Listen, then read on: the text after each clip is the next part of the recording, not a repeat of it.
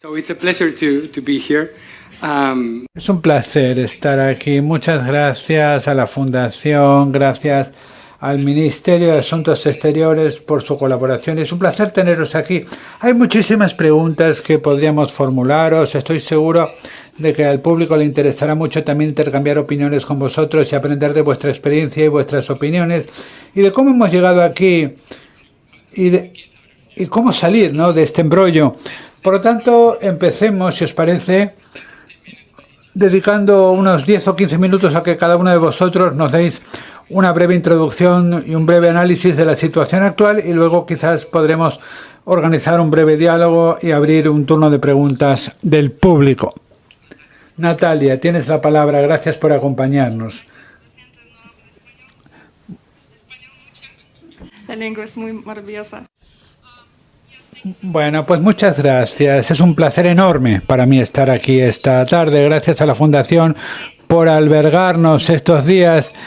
Nos sentimos prácticamente en casa, Vladimir y yo. No es la primera vez que estamos aquí.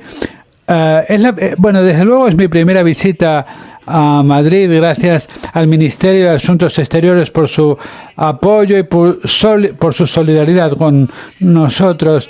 Estábamos hablando con Vladimir estos días, pues todas las similitudes que existen entre Rusia y España y los ricos que son ambos países en términos de su historia, su cultura y la pena que supone que haya sucedido lo que ha sucedido. Es increíble, ¿no? ¿Por qué Rusia no podrá ser como España? ¿Por qué Rusia no es capaz de sacar lo mejor de su gente como lo hace España? Somos un país que tiene unos músicos estupendos, unos poetas estupendos, pero ahora se nos conoce como un país agresor, como un país de hackers, de criminales de guerra. Realmente esto no es realmente por lo que queremos que se conozca a nuestro país. Realmente es mucho mejor estar orgulloso de tu país que tener vergüenza del país en el que has nacido. Realmente es terrible. Toda esta agresión generada por el Kremlin, esta agresión contra Ucrania, desde 2014, pero especialmente el año pasado, con esta invasión a gran escala que se ha producido, es el peor escenario posible. Afecta a todo el mundo. Es una tragedia enorme, especialmente para Ucrania y los ucranianos, y supone un desastre catastrófico también para la Federación Rusa. Pero quiero que sepáis que hay muchos rusos que no apoyan la guerra de Putin. Gente muy valiente dentro del país que se opone fervientemente a la guerra. Y nuestra fundación apoya a aquellas personas que lo hacen dentro de Rusia y también a aquellos que lo hacen desde el exilio. Desgraciadamente, muchos de nosotros hemos tenido que exiliarnos.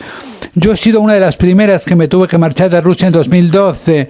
Eran épocas tremendas, pero pues se nos perseguía mucho, ¿no? Aquellos que participábamos en protestas, aquellos que no queríamos que Putin se volviera a convertir en presidente y aquellos que trabajábamos en pos de la democracia y en organizaciones en pos de la democracia. En diciembre de 2012, a punta de pistola, se me explicó que básicamente tenía 48 horas para hacer las maletas y marcharnos, porque si no me iban a meter en la cárcel por 20 años por traición a la patria, simplemente por defender la democracia en mi país.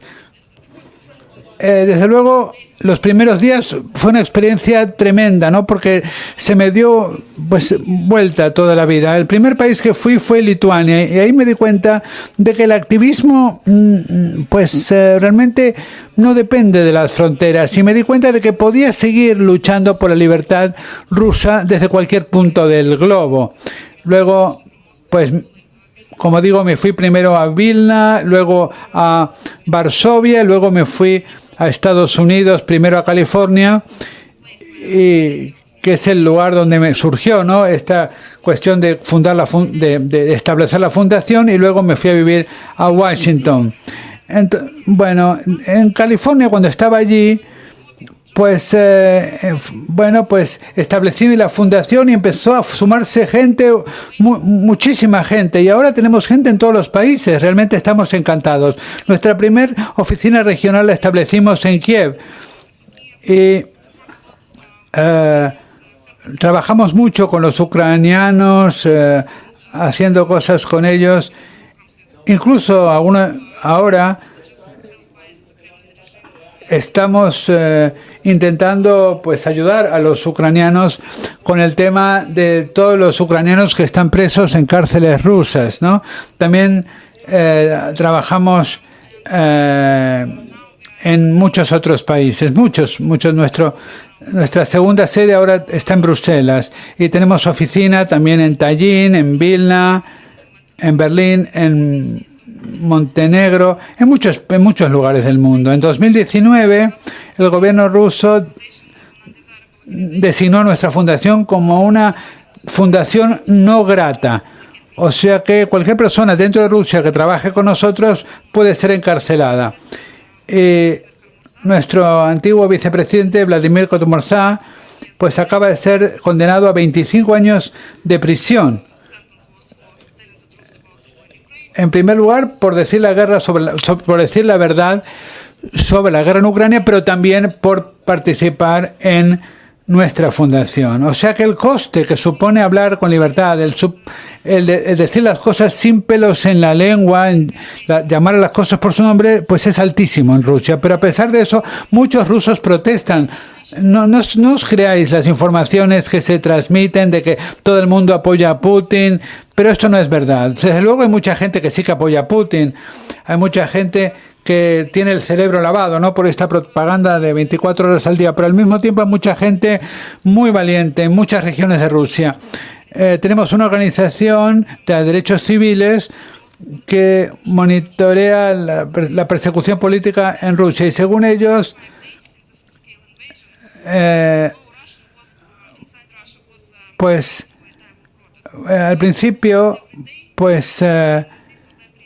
empezaron a producirse protestas, un día sí y otro día también. Pero claro, se sabe muy poco de estas protestas porque en Rusia no existen medios de comunicación independientes que nos puedan informar sobre ello. La mayor parte de periodistas independientes tuvieron que exiliarse, aunque siguen informando desde fuera del país. Y muchos de ellos han venido a España. Por lo tanto,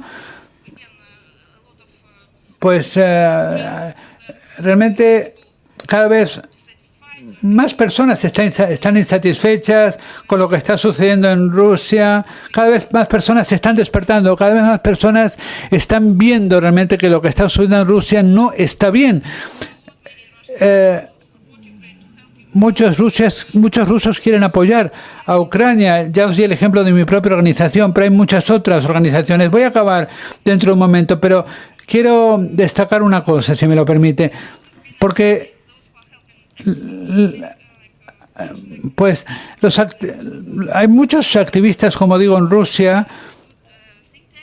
Tenemos también un comité de sabios donde hacemos muchos estudios sobre la represión en Rusia, la propaganda dentro de Rusia, pero también sobre la influencia del Kremlin en Occidente. Un informe que publicamos en 2019 se llamaba pues el Estado de Derecho en Rusia y cómo Rusia abusa de las instituciones en el extranjero. Un capítulo estaba dedicado a España, cómo intenta alterar los procesos, por ejemplo, electorales en el extranjero. Y en el 2022 nos convertimos en una organización humanitaria. Nunca había pensado que iba a actuar como si fuera la Cruz Roja o una organización así. Pero, claro, nosotros empezamos a ayudar dentro de Ucrania, muchos ucranianos, una vez que empezó la guerra, a poder llegar a la frontera con Polonia. Y realmente fue algo pues devastador para nosotros. Estas cosas no deberían estar sucediendo, pero al mismo tiempo este régimen pues creo que cometió un error al invadir Ucrania de la forma que lo hizo. Porque ahora a todo el mundo le queda claro, que la situación no puede continuar de esta forma, que esto no puede ser así. Y además las dictaduras más tarde o más temprano caen. Y para nosotros, los rusos demócratas, como personas que estamos comprometidas con hacer que Rusia sea un país normal, queremos ser un país aburrido, queremos ser un país que no esté en los titulares todo el día. Que ser famosos sí, pero por ganar los Juegos Olímpicos o por algo así. Pero, claro, no sabemos lo que va a suceder. Desde luego,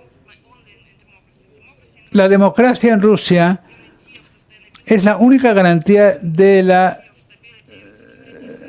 sostenibilidad, de la estabilidad. Y es lo que los rusos necesitamos. Porque Putin lo que ha hecho es perturbarlo todo.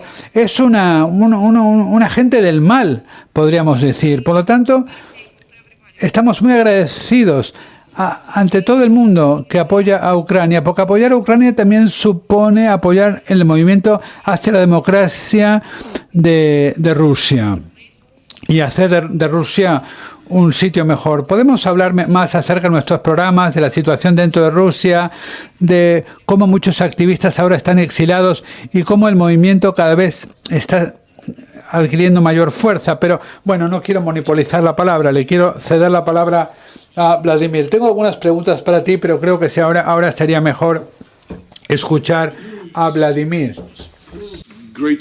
Sí, muchísimas gracias. Es maravilloso estar aquí. No es la primera vez que visito a Madrid, pero a veces no es fácil de disfrutar con todo lo que está pasando. Pero la tragedia no se pueden imaginar lo que representa para nosotros, porque muchos rusos siempre han sentido muchísimo afecto hacia Ucrania y los ucranianos. Hemos tenido la fortuna de tener a esa nación de personas con tantísimo talento como vecinos. Yo vengo de la industria de la energía y desde la Unión Soviética, pues dependíamos mucho de la energía. Saben ustedes, muchos desarrollos de la industria del petróleo. Hemos tenido muchos ucranianos trabajando en esa industria. Y Parushnik, que era el ministro de Electricidad, que fue realmente el creador del sistema eléctrico ruso, también era de origen ucraniano. Entonces, cuando bebemos vodka entre los que estamos en esta industria, no decimos que viva el zar. No, nos sentimos como hermanos, tenemos muchísimo afecto los unos a los otros. Y entonces lo que está haciendo Putin, dice él que es en nombre del pueblo ruso, pero eso no es cierto. No es en absoluto cierto. Ahora, ¿cómo llegamos hasta aquí? Yo diría que la respuesta breve es que el poder, con el poder autoritario, uno se ve secuestrado en su propio país. Y ni siquiera es necesario que lo note.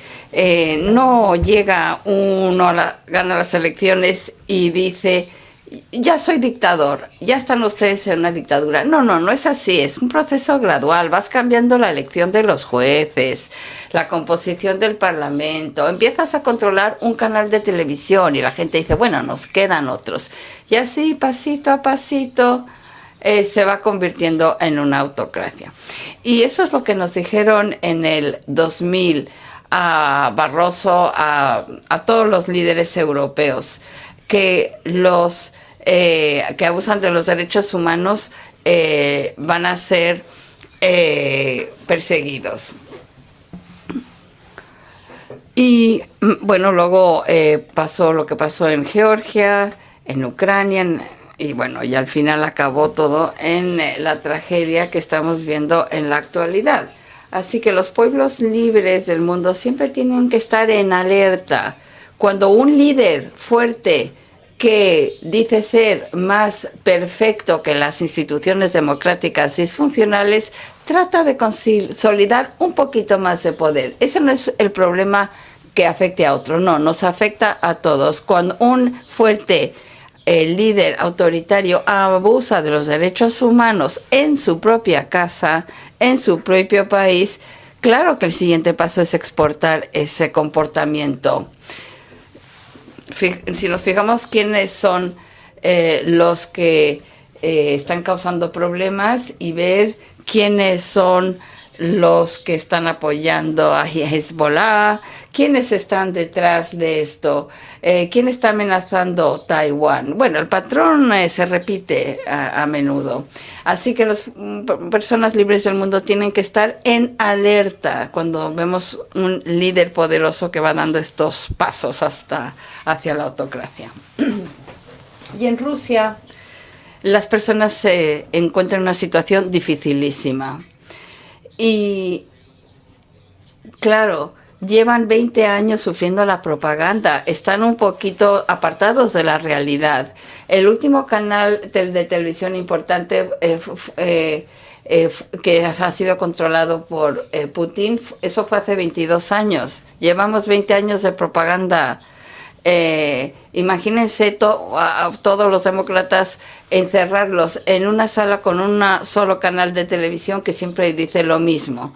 Pues están desconectados del resto del mundo y de lo que está pasando. Y así es como ha sucedido. Pero claro, hay muchas responsabilidades. En primer lugar, el pueblo ruso, que lleva totalmente fuera de la realidad por esta propaganda durante ya muchísimos años.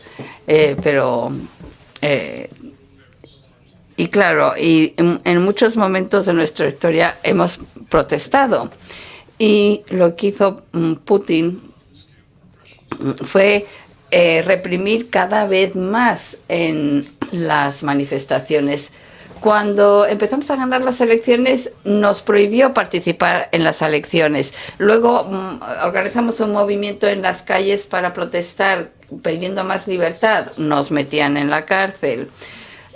Luego cualquiera que le retara era o bien llevado al exilio o detenido y encarcelado. Si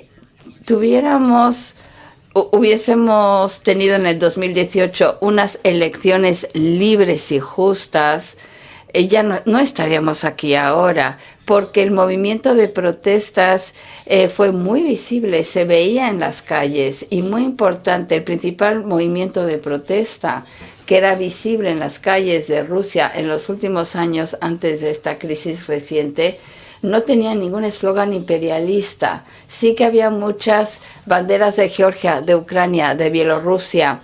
En nuestros discursos siempre hemos expresado respeto por nuestros vecinos y pleno respeto a sus soberanías, queriendo vivir en un espacio europeo democrático y libre. Y por eso también nos odia Putin.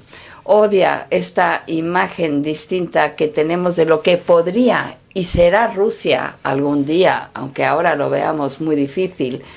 Pero nuestro corazón está latiendo. Esta Rusia responsable, pacífica, existe esa Rusia. Y estamos haciendo todo lo posible para asegurarnos de que un día todos la podamos ver y sea una vez más una realidad esa Rusia. Bien, muchas gracias. Vamos a entrar en las preguntas. Antes de pasar a lo que puede ser la oposición dentro y fuera de Rusia, quería ir directamente a la cuestión de, dada la brutalidad de los castigos a los que se enfrentan los disidentes en Rusia, fuera de Rusia y dentro de Rusia. Cuando vemos todos los casos que ha habido, Navalny, bueno, muchísimos casos que conocemos, el precio es tan elevado. ¿Es esa la forma de traer la democracia de vuelta a Rusia? ¿Es la única forma? ¿Es la derrota militar? ¿Es la única forma de que vuelva la democracia a Rusia? ¿Tiene que perder militarmente Putin para que vuelva la paz y la democracia a Rusia? Es la única forma de hacerlo, por lo menos el elemento más importante.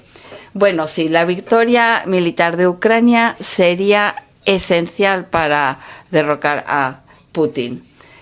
Todos lo necesitamos, porque necesitamos que el mundo libre se pueda defender contra estos atentados de imponer otro orden internacional.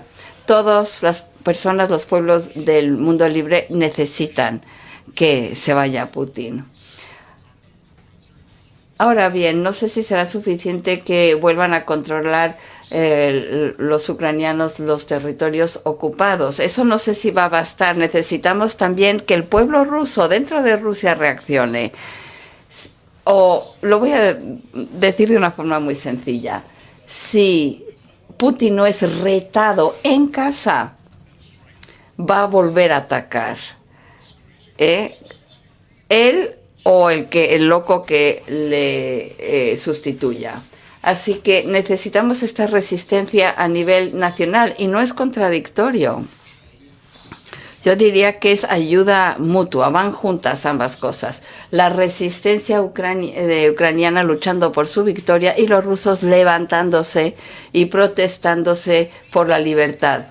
Estoy totalmente de acuerdo, la victoria de Ucrania es importantísimo y además es algo justísimo, porque cuando te están atacando de esa forma tan brutal, es importante para todo el mundo que gane Ucrania, que la gente pueda volver a su país, que puedan recuperar los territorios ocupados, Crimea y todo lo demás. Pero eso no será suficiente. Para nosotros, para los rusos demócratas, nuestra batalla será en Rusia misma. Porque claro, el pueblo lleva sometido a esa propaganda que hay que explicarles todo claramente. Y porque la propaganda tiene un impacto enorme y fue algo muy inteligente que hizo Putin. Y así es como empezó a tener cada vez más poder.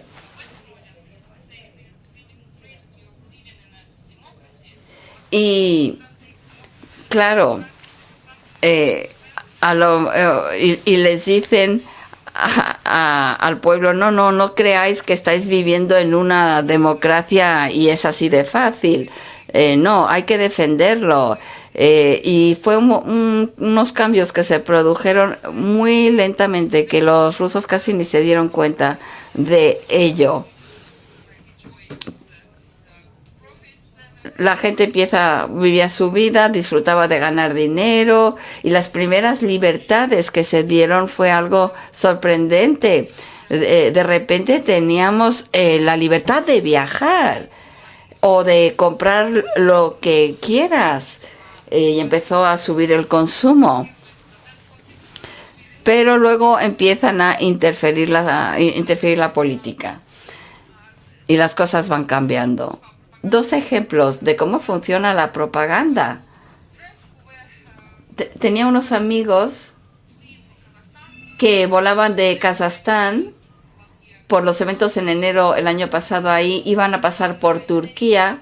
Y cuando estás en cualquier hotel, pues enciendes la televisión, ¿verdad? Y pones un canal a ver qué está pasando en tu país. Y entonces empezaron o pensaban que tenía razón Putin, pero claro, luego cuando ven un canal extranjero hablando de Rusia y ven lo que realmente está pasando, no se lo pueden creer. Y hay algunos que hasta han cortado los cables de televisión pensando que era mentira todo lo que estaban contando. Hay un historiador político, periodista ruso, y estuvo en la cárcel, encarcelado, y cuando encendían la televisión, claro, no hay mucho de dónde elegir, son todos los canales de propaganda. Pero habló con sus compañeros de celda, estuvo ahí varios días, y al 4.º día pusieron el único canal que no es de propaganda, que es de cultura. Y uno Y uno de los principales errores del Kremlin fue la Copa Mundial, cuando los rusos durante tantísimos años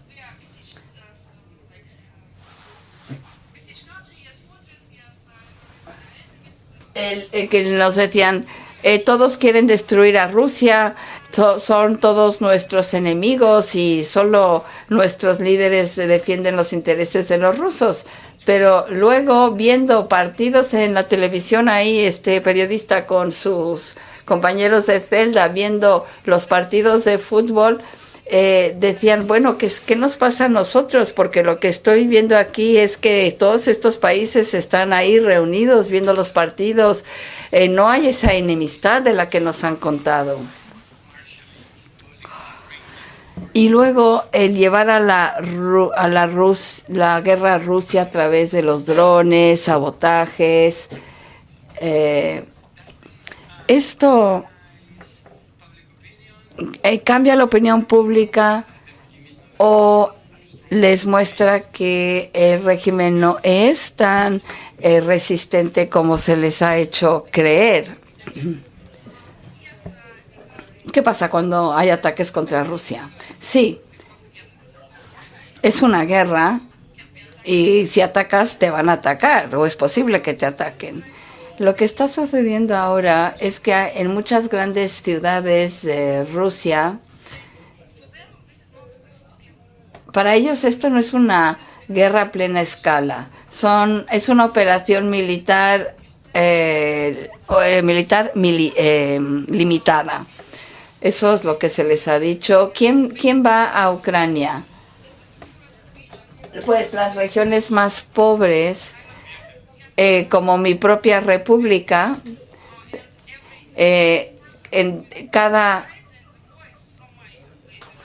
uno de cada 18 personas que ha muerto en el conflicto es de mi república. Es una república muy pequeña.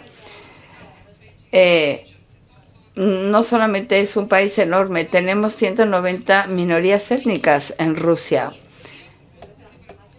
Y hubo una política deliberada de hacer que se empobrecieran estas repúblicas, y muchas regiones, no solamente las repúblicas nacionales, muchas otras zonas pobres, de ahí es donde están reclutando a los soldados a los que envían a Ucrania. Y lo de los drones, bueno, sí, eso es algo que ven, algo real, claro, y con estas cosas pueden empezar a entender lo que está pasando.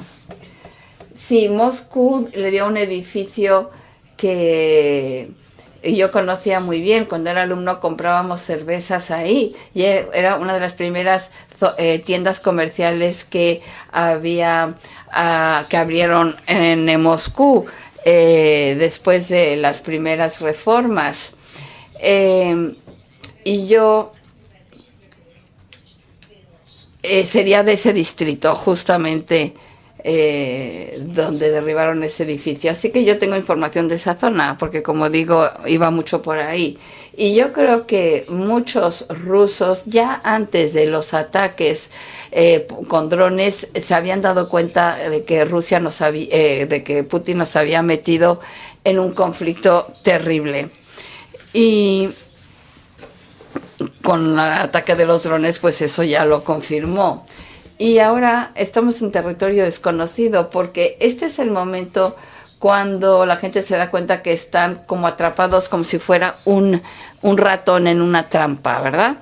Que no pueden actuar y se están dando cuenta de ello, y que no tienen ningún derecho político tampoco. Y si quieren protestar, tenemos muchas enmiendas en el Código Penal, así que puedes elegir del menú. ¿Quieres 15 años de cárcel por extremismo o quieres 15 años de cárcel por distribuir información fake, falsa sobre el ejército ruso? Hemos ya pasado ese punto, la gente ya se da cuenta de lo que está pasando. Y bueno, hubo un artículo en un diario ruso que se imprime en Rusia y es increíble que sigan saliendo estas cosas en Rusia. Y el corresponsal estaba en la región del conflicto y habló con los residentes. Estoy hablando de la región de Belgrado. Bueno, pues hace 5 años votaron 88% por Putin en esta zona de Rusia. Él le habla a la gente y creen que ellos están de acuerdo con Putin en que hay que vengarse de los ucranianos. Claro que no. El corresponsal se acerca a estos rusos y le dicen, ¿qué creéis que está pasando? Y le dijo, mira, si te digo lo que creo que está pasando, me van a meter 10 años en la cárcel. Así que no te lo voy a decir. Y el otro señor dice, todo el liderazgo de la Federación Rusa debería de traerla aquí para que viva aquí en esta zona durante 1 año. No donde viven, que vivan aquí, en Draivar y Kazinka y estos otros sitios. Si queréis saber lo que está pasando, podéis leerlo. Eso fue un artículo de un corresponsal ruso que está ahora mismo en ruso en el sitio al que están atacando. ¿Odian a los ucranianos? Claro que no. Pero se sienten discapacitados, entre comillas, por tantísimos años de un gobierno autoritario. Y el Consejo de Seguridad Nacional de Rusia se reúne todos los viernes y sale la información en la página web del Kremlin y hablan del tema de la guerra, política nacional e internacional. Y el 99% de ese consejo son personas que nunca han sido elegidos en unas elecciones. Es como si fuera una junta militar. Es una junta militar que han conseguido el poder, que nadie les ha puesto ahí, nadie les ha votado y la gente se está empezando a dar cuenta que hay un problema. En cuanto a la diáspora, que es los rusos que están en el extranjero, muchísima gente se marchó cuando se aprobó el decreto de movilización, ¿no? Se habla de, un montón de gente, hasta 500.000 que se fueron a Kazajstán, Georgia, etcétera. Esta gente, se marchó porque básicamente no querían ser movilizados, no querían participar en la guerra de forma tan directa, ¿no? Pero quizás al marcharse de Rusia, su actitud o su conciencia puede haber cambiado. Porque claro, ha pasado también un poco lo mismo que los iraníes, ¿no? La diáspora iraní, que también se manifiesta en el extranjero. Entonces, ¿pensáis que esto también puede producirse, puede darse con los rusos que están en el extranjero, la gente de la diáspora, que se pueda organizar? O quizás esto sea imposible porque mucha gente que está en el extranjero tiene miedo porque ha dejado familiares en Rusia y tiene miedo de que el gobierno ruso pueda adoptar represalias contra ellos. Entonces, no sé, ¿cuál es tu opinión sobre esto? Bueno, pues le dije que yo fui de las primeras en marcharse en 2012. Éramos un puñado de rusos, ¿no? De los que estábamos en el extranjero, pero luego con la anexión de Crimea se marchó más gente, unos cientos de personas. Después de los asesinatos, de dirigentes políticos, también se marcharon otros cientos o miles de personas y cada vez más gente. Y ahora ya es prácticamente 1 millón de personas, ¿no? Que se ha exiliado. Desde luego, en el 2021 fue un año importantísimo porque, claro, ya se vio que Putin se estaba preparando para la guerra y en 2021 mucha gente ya se dio cuenta, ¿no? de lo que tenía Putin en la mente. Ya se estaban tomando represalias contra periodistas y una vez que empezó la invasión en marzo ya hubo una primera ola importante de muchísima gente, ¿no? Activistas, periodistas. Y luego la segunda ola fue después de esta movilización, ¿no? El decreto que se aprobó en septiembre. Y cuando se cumplió el aniversario de la invasión, yo estaba en Bruselas y sí que hubo una marcha muy importante justamente de la diáspora iraní, ¿no? Y también la gente me preguntaba, ¿y los rusos por qué no se manifiestan en el extranjero? Bueno, pues claro, los rusos que están exiliados, pues se sienten como personas, como parias, ¿no? No, como personas sin nacionalidad. No hay ninguna organización, pues, que les aglutine. Lo que está sucediendo es que hay quizás unas personas en Praga, otras en Vilna, otras aquí en España, y esto es lo que sucede. Y tampoco saben si se van a quedar en esos países, ¿no? Porque, pues, primero algunos también fueron a Turquía, luego, pues, a Georgia, luego, claro, muchas veces tampoco saben cuánto tiempo se van a quedar en un país, porque muchos países simplemente no tienen documentación. Algunos países sí conceden un visado especial, pero otros no, y entonces no hay ningún mecanismo a nivel europeo, por ejemplo, para conceder a los rusos que se han exiliado un visado un poco más permanente. Por lo tanto, es muy difícil su situación. Lleva tiempo la cosa, ¿no? Ahora mismo la cosa se está estabilizando un poco, pero hay mucha gente que está todavía en lugares en tránsito, en Turquía, en Georgia, en Armenia, pero en algunos países se les está deportando otra vez, se les de vuelta a Rusia, porque se les están caducando algunos de los permisos temporales, ¿no?, que se les había concedido. Nosotros tenemos, como digo, muchas oficinas en muchos países y queremos, pues, de alguna forma darles algún tipo de asistencia jurídica, programas educativos, simplemente para fortalecerles y para que puedan hacer lo que saben hacer mejor. Es decir, ayudar a los ucranianos. Un 80% de la gente que ayuda a los ucranianos, por ejemplo, en Georgia, son rusos, son propiamente rusos. O sea que sería importante, ¿no?, organizar un poco todo este esfuerzo. Llevará tiempo, no es algo que se pueda hacer de la noche a la mañana. Pero, claro, y es importante para los países occidentales. A veces me dicen, ¿cómo no se ve rusos protestar, no? Nosotros entendemos que protestar dentro de Rusia es peligroso porque te pueden encarcelar, te pueden meter en la cárcel, ¿no? De hecho, han encarcelado a muchísima gente, incluso a menores de edad en Rusia, por este motivo. Pero te dicen en muchos países occidentales, vosotros estáis aquí, ¿por qué no protestáis aquí desde el extranjero? Pero nosotros estamos aquí, entonces pensamos, en lugar de protestar, yo creo que es más útil que eduquemos a los rusos que están aquí, les formemos. Yo creo que sí que es importante que seamos visibles. Entonces sí que empezamos a organizar.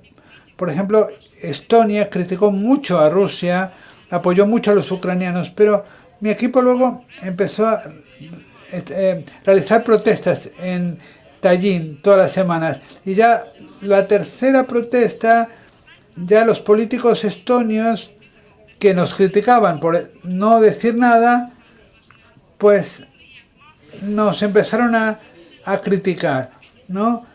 Pero bueno, estamos haciendo muchas cosas, ayudar a los ucranianos, documentar los crímenes de guerra, realizar estudios de cómo está llegando el dinero ruso a Occidente, muchos aspectos. Por lo tanto, realmente el trabajo que estamos haciendo es importante. También el mundo, pues, tiene que darse cuenta de todo esto. Bueno, pasemos al tema en el que habéis estado trabajando. Sois activistas políticos y el tema de la energía me interesa particularmente, que es un tema además que conocéis muy bien.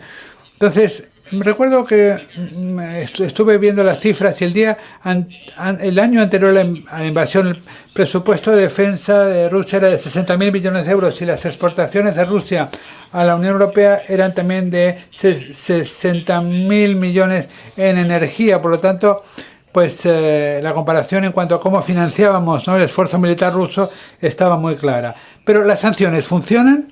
¿Funcionan las sanciones? ¿Están dañando la economía rusa?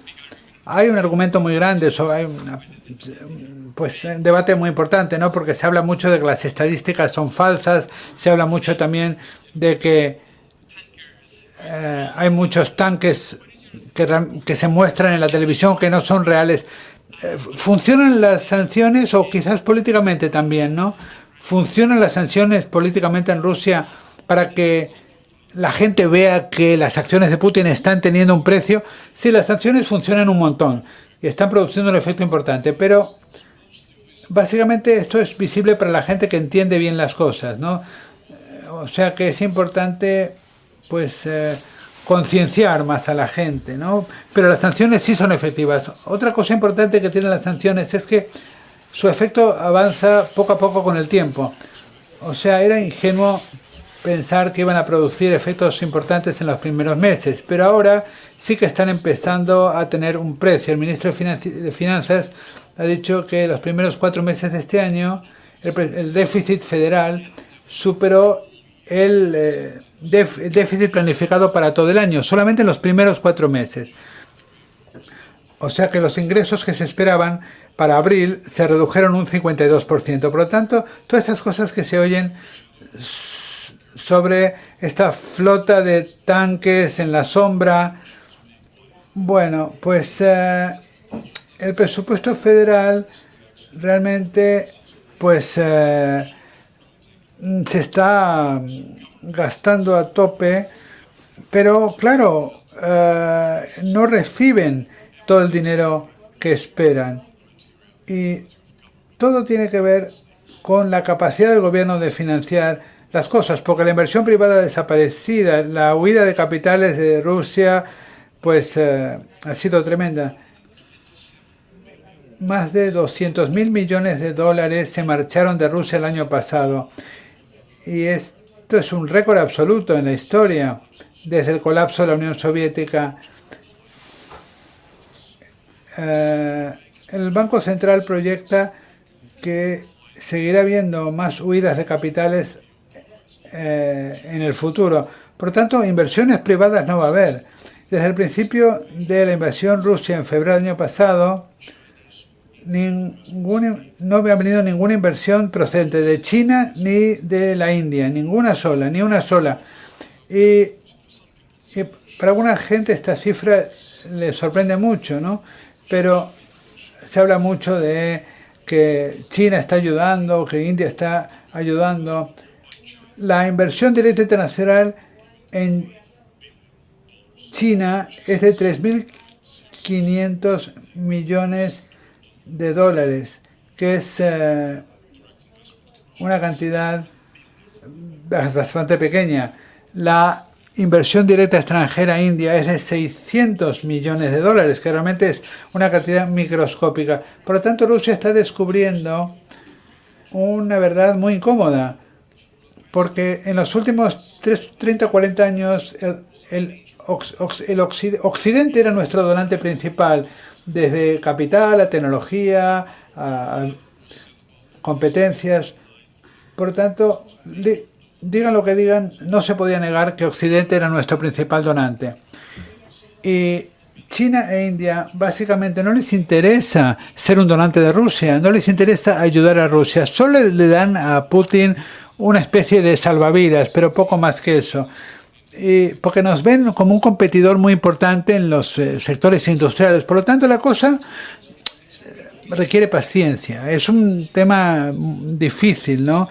También Rusia acumuló bastantes reservas porque Rusia desarrolló unos sistemas de mensajería financiera como alternativa a SWIFT. O sea que si lo hubieran desconectado de SWIFT hace 9 años hubiera sido un problema importante, pero ahora ya tiene un sistema paralelo, por lo tanto no es una tragedia para ellos. Pero las sanciones sí que funcionan, sí que funcionan. Pero a ver, vamos a ver. Creo que estamos llegando al momento en el que realmente podemos asegurar que las sanciones se están cumpliendo en gran medida. Porque claro, también Putin restableció importaciones a niveles anteriores a la guerra a terceros países, Turquía, Asia Central, China. Sí, de peor calidad y mucho más cara por la logística, o sea que no es de muy buena calidad, pero la industria sí que consigue sus insumos, por lo tanto es importante aplicar correctamente las sanciones. Y las agencias que monitorizan el cumplimiento de las sanciones, pues realmente hay que equiparlas con más personas. Solamente tiene 250 personas para monitorizar que se cumplan las sanciones. No se puede realmente pues embarcarse en un proyecto como este con un número tan reducido de personas. Espero que el alto representante Josep Borrell nos esté escuchando, porque realmente esto es algo que hay que tomarse muy en serio.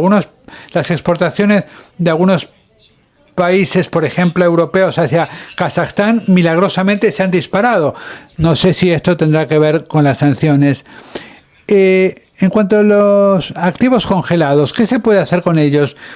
Bueno, pues hace más de 15 meses desde el comienzo de la invasión y se habla mucho acerca de la confiscación de los activos para financiar la reconstrucción de Ucrania, pero todavía no se sabe nada en concreto y no lo entiendo porque todos los abogados que han participado en analizar todo esto ya han presentado sus opiniones. Yo creo que lo que hay que hacer es reunir todo este dinero y analizar las vulnerabilidades y tomar una decisión.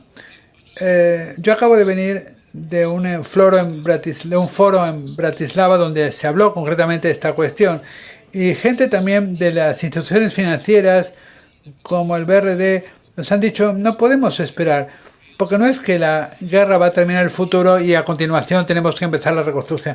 La reconstrucción tiene que empezar ya, el dinero hace falta ahora. O sea que es culpa de Rusia. Nosotros hemos destruido a este país y somos nosotros los que tenemos que financiar su reconstrucción. O sea que muchos activos están congelados pero no se están usando para nada y esto no lo entiendo. Creo que los políticos tienen que ponerse las pilas.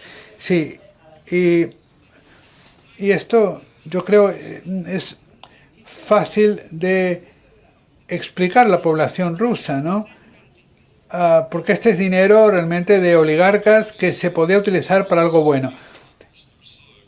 Es decir, nosotros hemos viajado por toda Rusia, hemos hablado con mucha gente y los rusos consideran que el dinero que se ha mandado a cuentas en el extranjero como dinero pues mal habido. Por lo tanto, que este dinero se utilice para financiar la reconstrucción de Ucrania es algo que yo creo que sería una solución bastante satisfactoria para todas las partes. Y además, todo el dinero que huyó de Rusia en los últimos 20 o 30 años alcanza pues 1,3 trillones de dólares. Por lo tanto, hay mucho dinero que se puede utilizar. Vamos a formular una pregunta más y luego ya abriremos un turno de preguntas para el público. Hablemos internamente, porque has dicho que Putin es como una junta militar, pero la impresión es que nunca en la historia de Rusia el poder se había concentrado tanto. Incluso en la época soviética había un liderazgo colectivo y a Khrushchev se le podía deponer y después de la guerra de Afganistán. Entonces, Putin, ¿cómo veis el futuro sin Putin? No cómo funcionaría, pero antes que eso, Putin es una persona que en algún momento podría ser sustituida o derrocada, y si es así, ¿por quién? ¿Y cómo ves sus expectativas, no? Porque él no es ya una persona joven. Bueno, vamos a ver. esta pregunta se formuló en el foro Globsec, y me preguntaban qué tipo de persona es Putin. Yo le conocí hace 20 años y en 2 palabras era una persona bastante poco notoria, una persona totalmente mediocre, muy gris. Y quiero ser muy directo con usted. Se trata de un líder de un grupo de crimen organizado al que se le ha dado mucho poder. Es el poder lo que le guía, no es su personalidad, es el poder. Si le das a cualquier persona, a cualquier líder de cualquier grupo organizado, criminal organizado, ese tipo de poder, pues y se comportará de la misma forma. Por lo tanto, es un clásico. En este sentido, realmente tenemos que disuadir a este tipo de gente, tenemos que mostrarle fuerza y resistencia. Ahora, ¿quién le puede deponer? Bueno, tiene razón usted, porque nunca Rusia ha experimentado un nivel de absolutismo como el que estamos experimentando ahora, porque siempre ha habido algún tipo de meritocracia, una toma de decisiones colectiva, pero lo que ha hecho Putin desde el comienzo de su mandato es que empezar a prepararse para cualquier intento de derrocarle. ¿Qué pasó cuando le derrocaron a Khrushchev? Y luego, pues, lo que hizo, bueno, pasó lo mismo. Lo que hizo Putin es, pues, quitar el poder de comunicación, todos los sistemas de comunicación a lo que ahora es el KGB, a lo que antiguamente era el KGB, pues y se lo ha dado a su propia guardia pretoriana, su propia guardia presidencial, y son ellos los que manejan las comunicaciones. Nadie sabe dónde está, tiene múltiples residencias, porque realmente nadie sabe dónde está. Sería una pérdida de tiempo mandar tanques a la Plaza Roja, porque pues allí nadie sabe dónde está él. Y la gente pregunta, ¿por qué no le deponen los generales? Bueno, pues cuando se autoriza a un general a estar en la misma habitación que Putin, tiene que dejar sus armas fuera. Es decir, para algunas personas en Occidente, pues eso es muy incomprensible, es muy difícil de entender. Lo que podemos hacer en ese sentido, creo yo, es seguir debilitando su autoridad para que, como en los años 80, ¿no?, en algún momento todo el mundo empezó a decir, bueno, quitémonos de encima el Partido Comunista porque no nos lleva a ninguna parte, no pueden gobernar el país. Por lo tanto, esto ya lo supimos en noviembre, porque los ucranianos consiguieron grandes victorias. Hubo un movimiento en Rusia,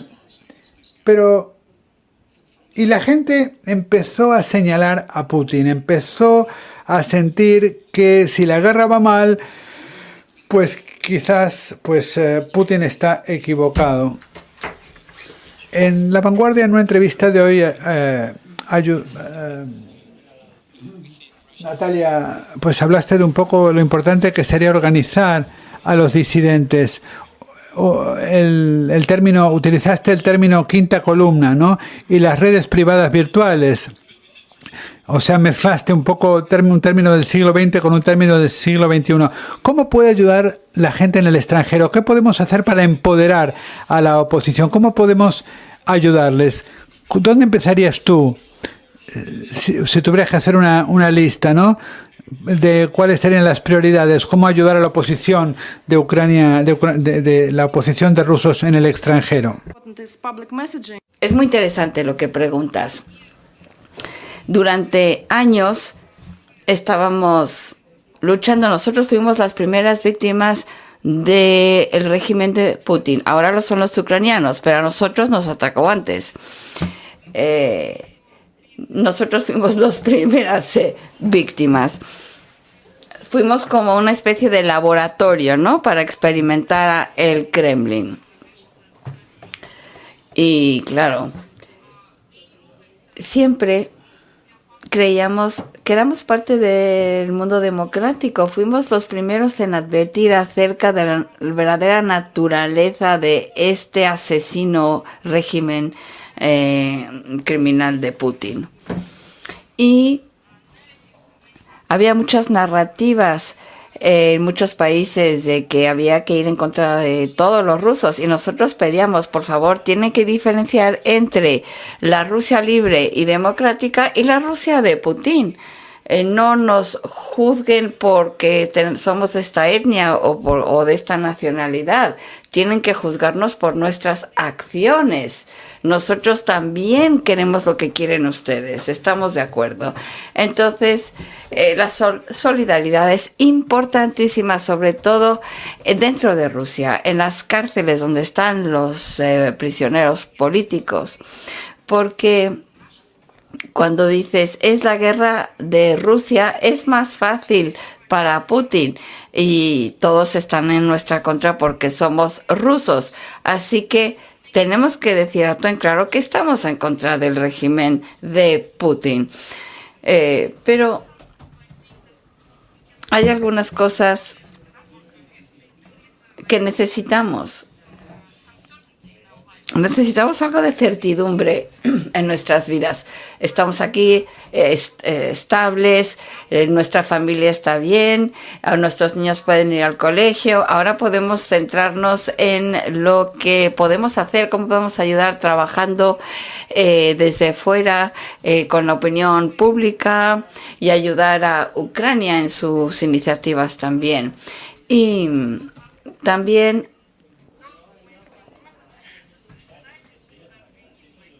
necesitamos también que se abran cuentas de banco y medios para ayudar.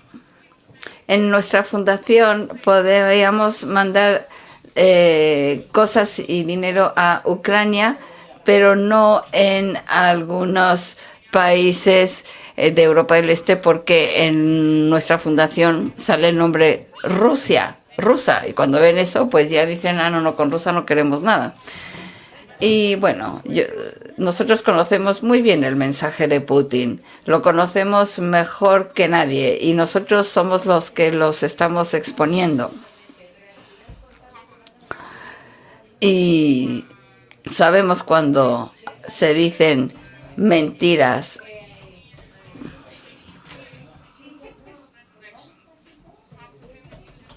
Y sabemos muy bien cómo utiliza la información el Kremlin. En cualquier país puedes crear una organización para ayudar, pero claro, en Rusia hay que tener muchísimo cuidado, ¿no? Por ejemplo, organización para mejorar las relaciones entre Rusia y Estados Unidos, ya saltan las alarmas. Nosotros estamos denunciando todas estas cosas. Hay muchísimos casos que conocemos muy bien. And